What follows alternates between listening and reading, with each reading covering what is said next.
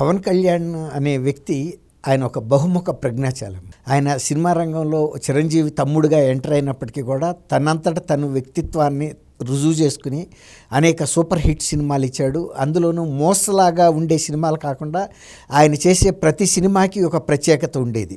మరీ ముఖ్యంగా యువతను ఆకర్షించడంలో కానీ, తర్వాత జపాన్కి సంబంధించినటువంటి మార్షల్ ఆర్ట్స్ స్వయంగా అంకిత భావంతో వాటిని నేర్చుకోవటమే కాకుండా వాటిని సినిమాల్లో ప్రదర్శించడం ద్వారా అనేక మంది యువకులు కూడా ఈ మార్షల్ ఆర్ట్స్ నేర్చుకోవాలనే ఒక స్ఫూర్తిని కూడా ఇచ్చాడు ఒక రకంగా. అవి అవసరం కూడా ఇవాళ యువతకి, ఎందుకంటే వాళ్ళకి ఆత్మరక్షణ కోసం అది మరీ ముఖ్యంగా మీలాంటి ఆడపిల్లలకి చాలా అవసరం. ఈ సినిమాల్లో చూడటం ద్వారా వాళ్ళు స్ఫూర్తి పొంది నేర్చుకున్న సందర్భాలు చాలా ఉన్నాయి. దీని మూలాన ఏమైందంటే ఆంధ్రప్రదేశ్లో కానీ, తెలంగాణలో కానీ చాలా చిన్న పట్టణాల్లో కూడా మార్షల్ ఆర్ట్స్ నేర్పించే సంస్థలు పుట్టుకొచ్చినాయి. నేర్చుకునే వాళ్ళల్లో జిజ్ఞాస పెరిగింది. అలాగే ఆయన కూడా వాటిని ఏదో